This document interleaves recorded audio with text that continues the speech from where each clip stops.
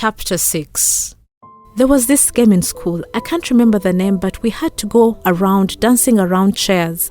And when someone who was not playing, like an arbitrator, clapped their hands in the middle of the dance, we had to sit down instantly on the empty chairs.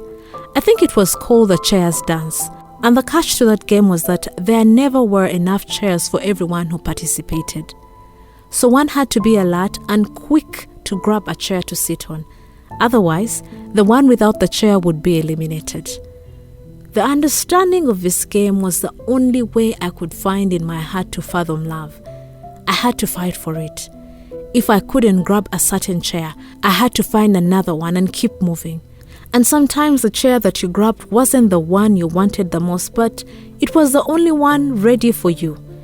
Then again, how could we be so practical and be willing to dispose people like that? Human beings are not chairs, even though we use and sit on them, but I guess I needed to move on without Theo and keep dancing. I knocked on the door. I didn't have a specific time or day that I went to Vince. I would go anytime, any day, whenever I had information. And trust me, I had a lot. Who could ever have thought that these people were so busy hurting each other? However, today I didn't want to share any sad stories. It was my birthday, and the only person I wanted to spend it was with him. The girl, not a girl like me, a woman who I saw half naked a few days ago, answered the door. She was dark, darker than anything I had ever seen before. I always thought Vince was the darkest person I had ever seen, until I saw Ajua. She stared at me as if she had seen a ghost.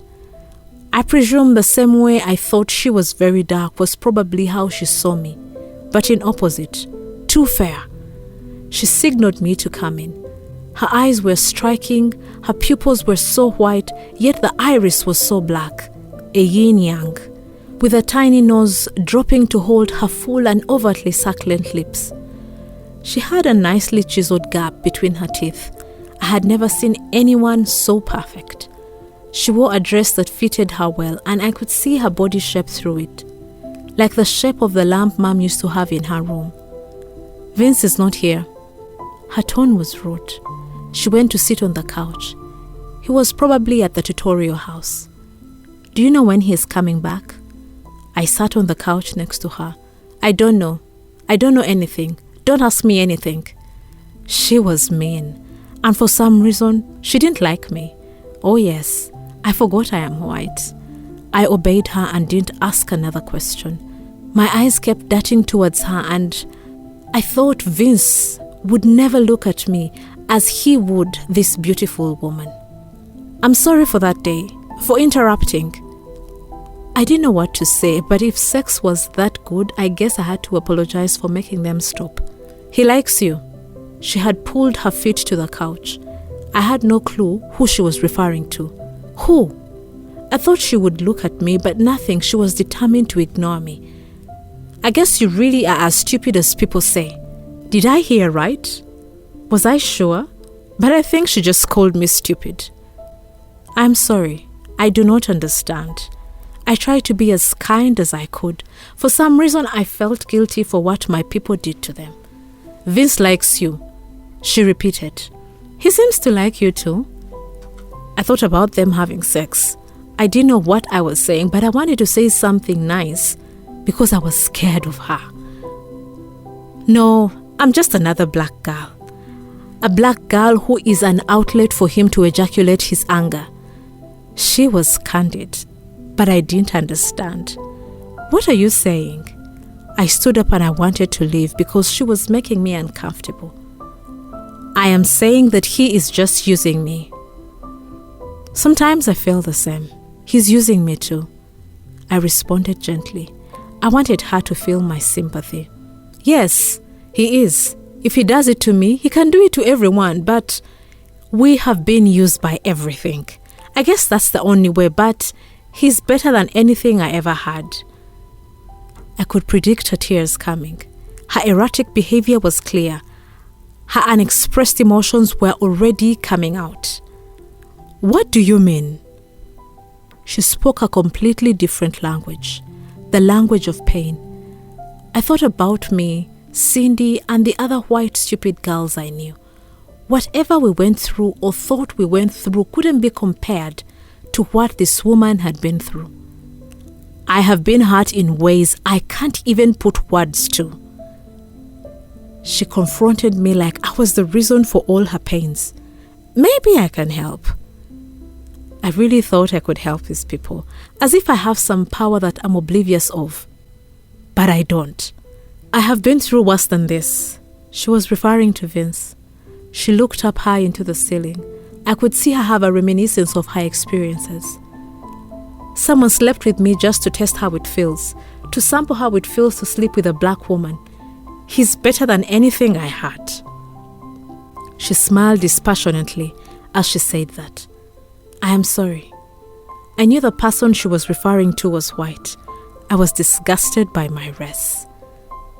You think your sister is the first to be with someone outside her race? We have all done it. I could tell Vince had told her a lot about me. They killed him. They killed my child. They killed me. She broke down. She wiped her tears with her dress. I touched her hair. Juvie was definitely right. Their hair was so different, so alive. Vince once told me this story about a young black woman who was impregnated by a white man, and when our side found out, they abducted her with the intentions of forcing her to abort the baby. She had a stillbirth. White people didn't want both races to interact because if we did, we would create another race, and according to them, there is no space in this land for another race. I discovered Ajua was the girl who Vince was referring to. He had also told me how she fought them, then later invaded our side completely naked and screamed, Makana, which meant wicked. I don't know why she decided to protest while naked, but somehow I could understand the statement she was trying to make. We will stop them, I promise you. I hugged her as I had done to Juvie. Ajua reminded me of my sister who had gone through the same pain of loving something unlovable. The same pain I was slowly seeping in. Stop whatever you're doing, I beg you, stop. There is no winning with them. They will continue to kill people. They will kill you. She responded to my hug. So she didn't despise me. What did you do to her? Vince had heard her crying and rudely opened the door. He unlocked her from my arms and held her like she was his. I was jealous. I didn't do anything. Was I the reason Ajua suddenly became so emotional? Did I remind her of the people who tortured her? Please leave, Vince ordered me. He really cared about her. Ajua was right. Even if he was just using her for sex, he was probably better than anything she had gone through. I questioned myself as to how she could love a man who slept with her just to know how it feels. I couldn't understand. Was it possible that their affair started like that and then the person changed? Did that man really love her to the point she had to do what she had done? I once had a story that really touched my heart. It was similar to Ajua's. A man impregnated a woman and then fell in love with another woman. Then he took the pregnant one to a dark area and forced her to abort the baby. I don't know the details, but I heard he did that because he wanted to be free with the woman he loved. How can people who love do that? Is someone capable of loving someone and hurting someone else? Of doing evil and good at the same time? I wanted today to be a happy day. I was tired of such stories. These people's pain and frustration was emptying me. I missed Theo before he decided to engage in his lusty act. I only had happy moments with him. Spending my birthday with him would be more peaceful than spending the whole day talking about murder, rape, and so on. I am glad my spice sessions ended early today. I knew Mom probably had prepared something for me. I could perceive the aroma of the freshly baked cake from the doorstep. I opened the door and I heard voices, several of them, not just Mom and Dad's. There were people in the house. Was Juvie back? I saw them all seated in the living room. Theo, Cindy, Eric, and James. Mom was in the kitchen and she called for me. Jodi, is that you? Yes, Mom. Happy birthday, they all said in a chorus. Thank you. They all came and hugged me. Theo was the last to hug me. I felt nothing towards him. That's when I knew I had fallen out of love completely. We had grown apart, I guess. At that moment, I felt fully white. Not a white person who was trying to save a black man and their people. Just a white girl who had white friends and a white family. If I could explain the feeling, it would be liberation. Please let me be white and live my white life in peace. Mom came to the living room and joined us. Dad was probably in his office or in the courthouse.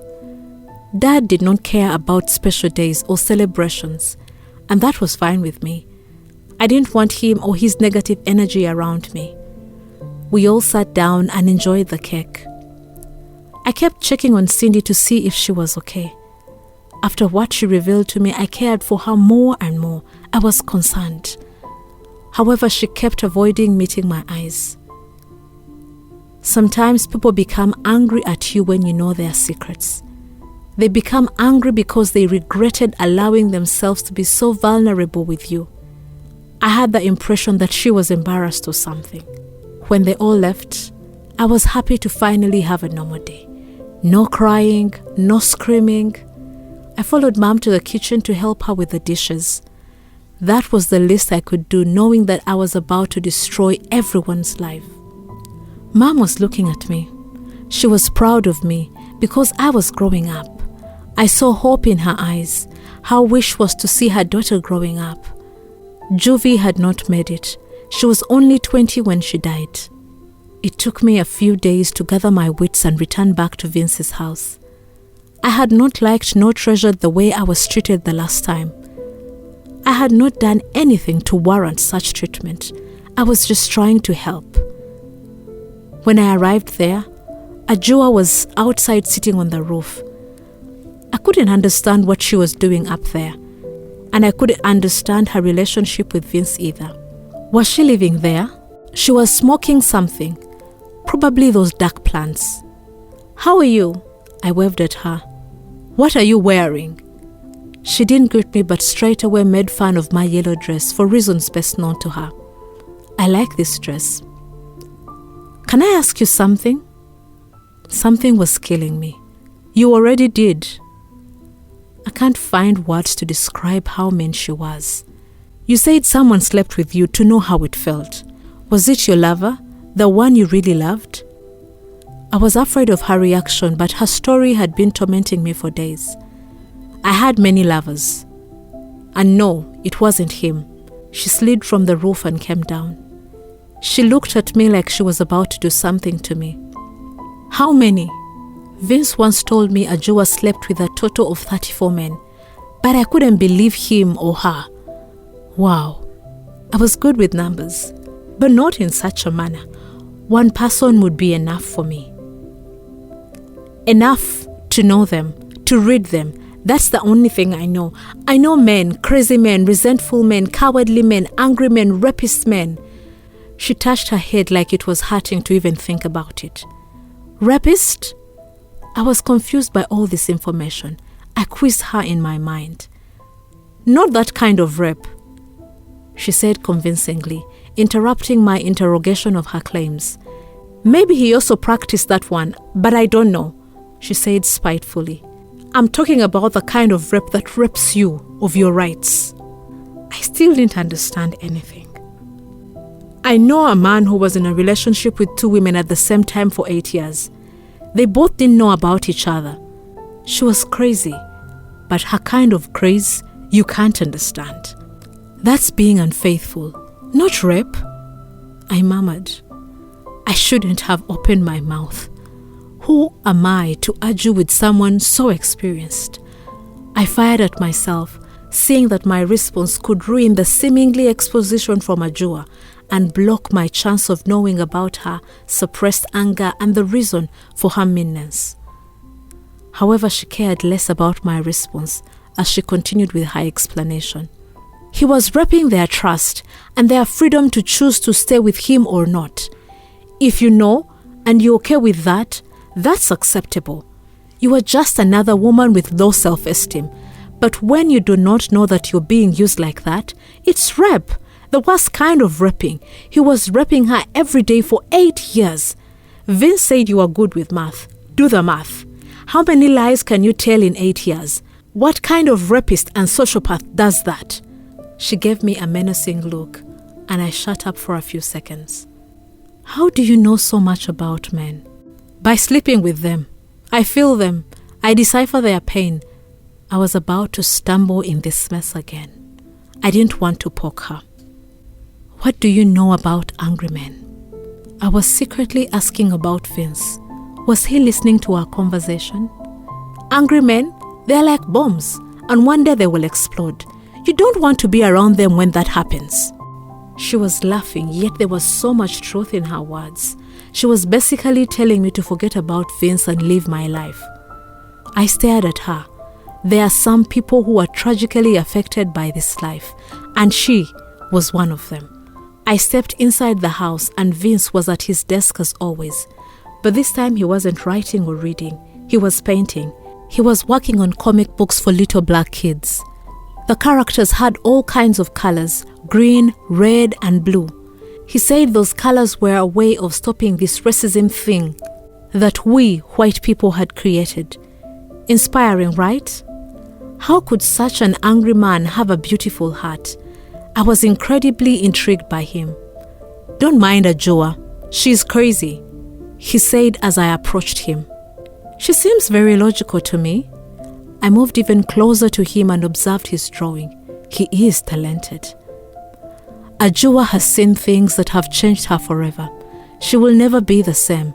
She is mentally ill, he said as he glanced towards Ajua through the door. How can you have sex with someone when you know they are not in their right state of mind? I confronted him. Don't say that word. Which word? Sex?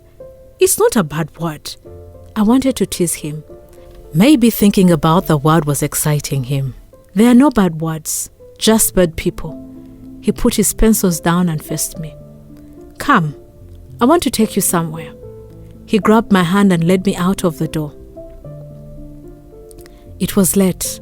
Not late enough for Mom to worry, but late enough to see the stars. I was 17 now. Mom has to grow as well and learn to accept this new reality. I admired the stars and marveled at how beautiful they were. They appeared to be gold. How would circumstances be if we were all gold? Vince told me that through observing the stars and learning which month I was born in, he could tell the kind of person I was. Such details represent certain traits and characteristics of my person, which could influence my mindset and destiny.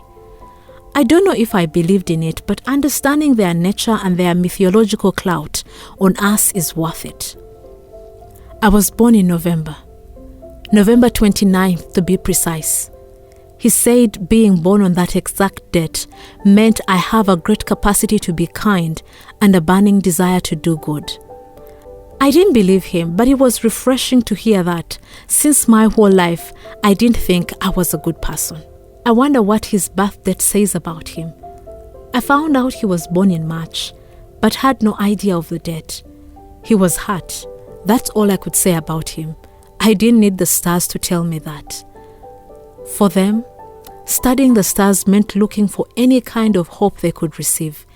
Anything that could give them faith and tell them their circumstances would be better. In a way, I understood them. How they took pride in naming a child Prosper in hope of changing their child's future, or naming them Ajua. Although it meant Monday, it signified someone who is calm. I guess that didn't work for her. Vince had been holding my hand the entire time.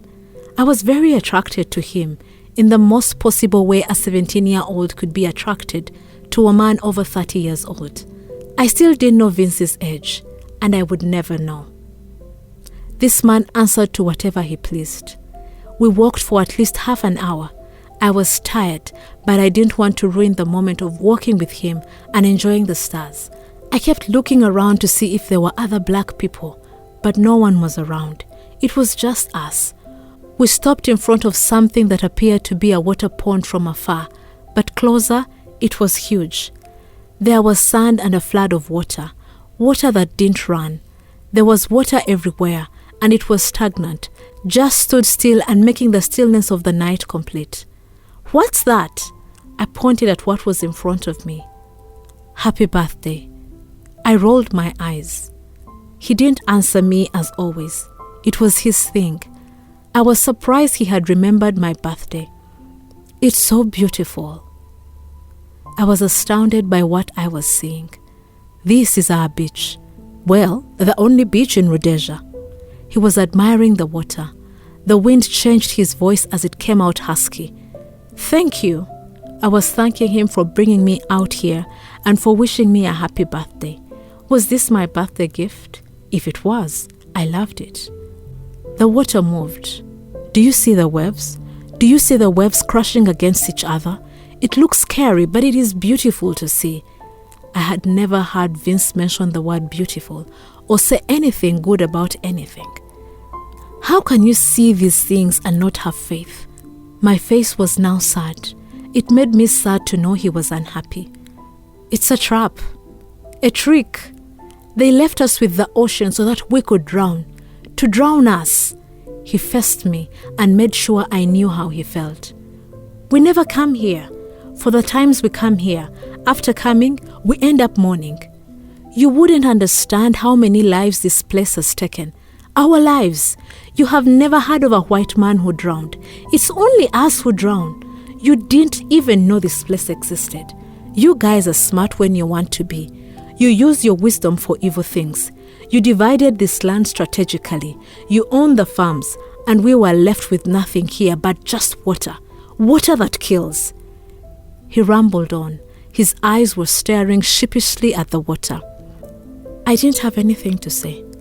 No matter how compassionate I was, it couldn't make up for what my people had done to him and his people. There was a deep silence between us. It was deeper than this ocean. "Thank you. Thank you for everything you are doing for me," he said to me and sat down on the sand. I was surprised to hear such after his emotional outburst. I am grateful to know I can help. I joined him on the sand. "When is your birthday?" I wanted exact dates, the day and year. I wanted to know how much of a crime it was if I were to give myself to this old man. "My birthday was long ago," he answered. I laughed. If I had to describe Vince, that answer would say everything. You know what I mean. I couldn't stop laughing. "You created this language. It's not my problem." He smiled, just a little bit. He never smiled, but when he did it, it warmed my heart. "Who is the you?" I followed suit and played his game, taking spoken words literally. "You white people. You know all this was introduced by the white language. Light is light, light is good, black is bad." I ignored his ranting, and I too stared at the sky. It was clear blue and a beautiful breeze was blowing. I thought about Juvi. She should have been here. I wish she was here with me. Did Gunda bring her here? "Do you know Gunda?" I shifted my body to face him. "I know all my brothers. Yes, I know him. Your sister's lover." How come he had never told me that before? The manner in which he said it signified that it was common knowledge. "Where is he? How can I see him?" "You are not ready. He knows I'm preparing you for what is coming. When the right time comes, you will see him." He folded his arms behind his head. What was he talking about? He sounded as if I was an experiment or something. I don't understand. I was extremely confused. "You will," he said firmly. I moved closer to him. My leg touched his. He flinched as if shocked by electricity.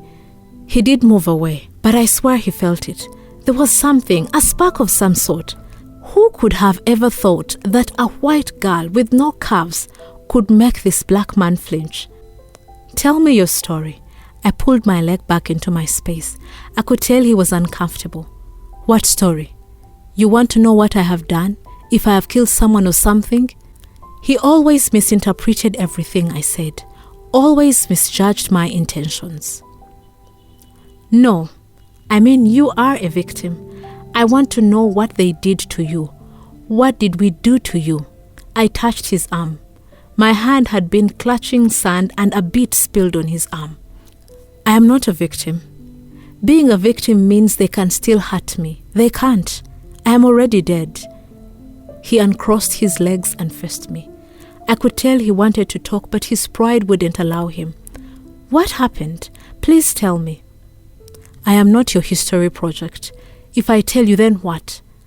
What are you going to do? You're just a girl, a silly girl.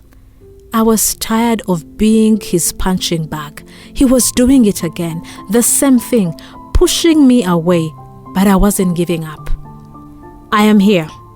He turned his back on me and sat further away from me. Instead, I turned to hug him. I held the man, this big man, this whole man, with his big arms. I was able to feel him in a way I had never before with anyone. They beat me up so badly that it cost me everything. My future, or any type of future a black man could have in this land. They couldn't kill me, so they beat me up every day. He didn't reject my hug. Instead, I felt one teardrop land on my hand. His tears. Where? In prison, beneath us. His words confused me, but I couldn't ask a lot of questions seeing his dead. What is a prison? Everything is a prison for me, in or out. It doesn't change. If you have misbehaved according to the book, you deserve punishment, hard punishment, which is going to prison. It is a place where people are locked up for a long time. There is no freedom to do what you want. You follow orders, and you can be locked up for years. Our prison where they sent us is an underground prison. It's a secret place. That's why you have never heard of it. In turn, he held my hands. I never heard of Dad's criminals being sent to prison. What did you do? I didn't want to offend him. Nothing. Being black is enough to warrant being sent to prison. This was a long time ago. Maybe you were not even born. Jeez, how old is this man? We could only come to your side of the land if we took vaccine shots to stimulate non-violent behavior. Yet those shots were killing us. Our people contracted diseases that had no cure. Not even the plants could save us. I refused to take the shots, so they took me into custody. What do you mean when you said it cost you your future? I unlocked myself from his chest and sat next to him. The beatings were brutal. I would be beaten thoroughly on my head as well. He touched the left side of his head. I am sick now. I discovered I now suffer from this disease. This disease can occur unexpectedly. I can collapse suddenly. It happened once while I was in prison. They thought I was possessed. I suffered a convulsion, a seizure. He stood up and walked towards the ocean. I followed him. I don't have much time. We can do this. I held his hand.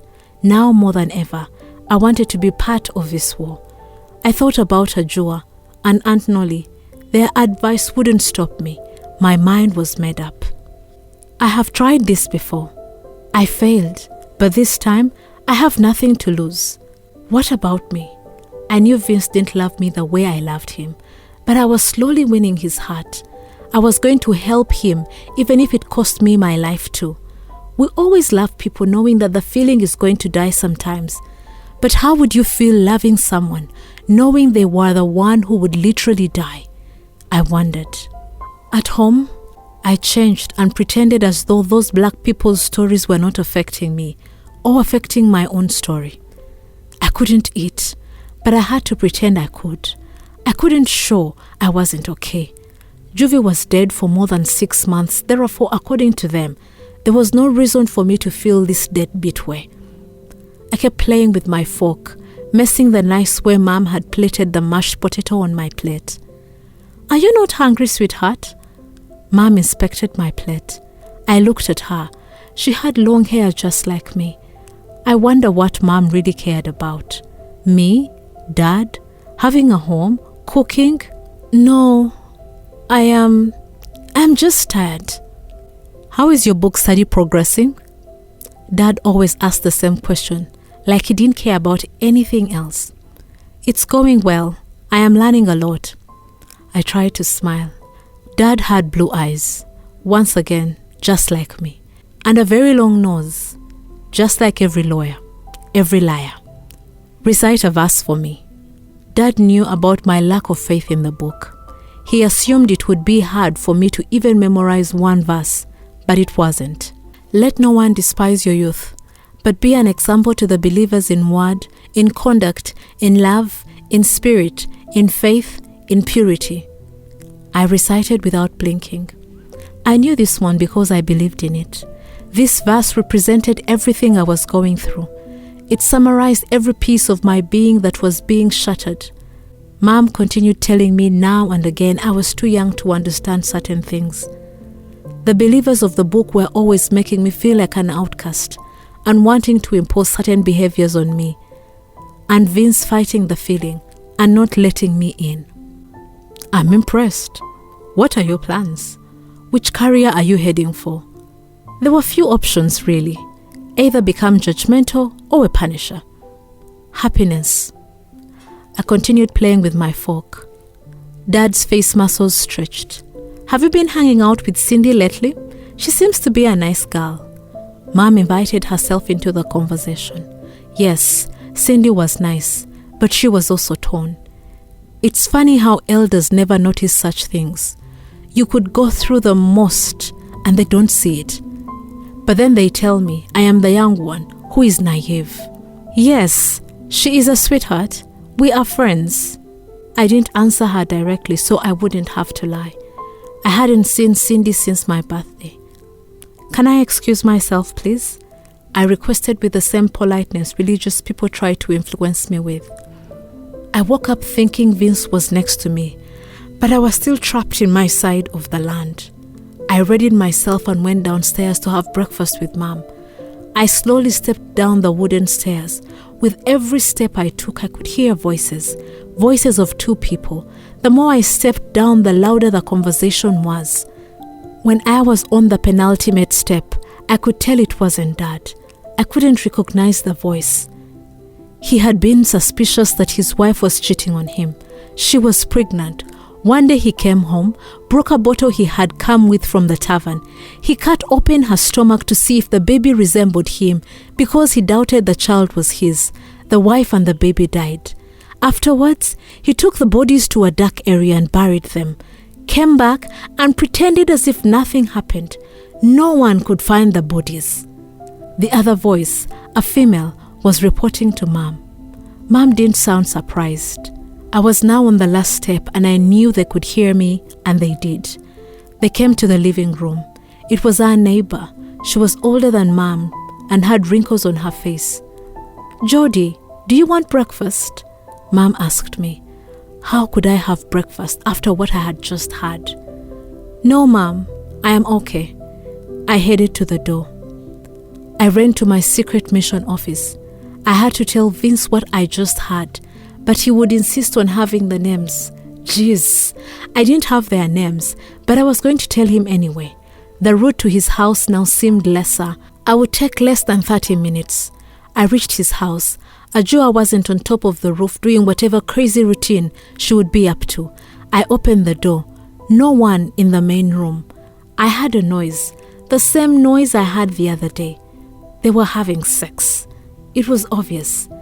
Vince was addicted to sex, as if it was the only thing that relaxed him and made him forget about his troubles. This time I was not going to allow them to finish it. I was going to disturb them. I stepped on the floor loudly. I wanted them to hear me, to stop. This time, Vince was the one who came down. He had shorts on, his body was firm, toned, and his legs looked strong. I have something to tell you. Dress up, please. I ordered him. He went upstairs and came back with blue pants on and a grey t-shirt. I'm ready. He sat on his chair. I had Mom talk this morning. She was talking to, it doesn't matter who. Anyways, she was saying a man cut open his wife's stomach to see if the baby looked like him because he had doubts the child was his. The wife and the baby died. He buried them in a dark area. and afterwards pretended nothing happened. No one could find the bodies. All this while, I wondered where Ajua was since she hadn't come down. Names? His tone was arrogant and had no signs of sympathy, just like Mom. I was surprised. What that man had done to his wife was a special kind of evil. I don't have names. I am sorry. Where is Ajua? I looked around trying to find her. She is sleeping. You know we need names. You are not taking this seriously enough. Was sex that tiring that made people sleep after? I wondered. I think we have enough stories, enough names. How many do we have so far? 87 stories? He didn't have to count. He knew them by head. I thought about Ajua. Imagine if she had slept with all these men, 37 people. I laughed inside. How much more do you want? I am tired. It's enough, I told him with my desperate white voice. I want everyone. Everyone, he screamed. Can I talk about what I want now? I thought about telling him I wanted to have sex with him, but I was growing and I couldn't be that open. Please do. His tone was now sarcastic. I want to meet the others. I want to meet more of you. I want to meet more black people so I can understand their plight. Vince's anger couldn't represent the whole black land. Do you think this is a game? This is not your playground. We are not your experimental projects. He growled continuously. I covered my face, thinking he may hit me, but I knew he wouldn't. I knew where he was coming from, and maybe this thing of me wanting to make love to a black man was just a fetish. No, that's not what I want. I couldn't speak. I was about to cry as usual. And you need to stop coming here for a few days. It's not good for Ajua. Seeing you is not good for her. You trigger things from her past. Seeing white people makes her break. He explained to me, but his voice was as low as possible, so she wouldn't hear it, I guessed. Fair enough. You know you can't use me like this. You can't keep asking me for help and then dispose me of when you don't need me anymore. I went towards the exit door. I didn't care about what he was saying regarding Ajua. That wasn't the main reason. He could feel we were growing closer, and he was scared. I am sorry. He reached out for my hand. I stopped. I felt goosebumps rise all over me. His hand was so warm. I couldn't understand how someone could be so rude and compassionate at the same time. Don't apologize for something you continuously do. I let go of my arm from his hold and left.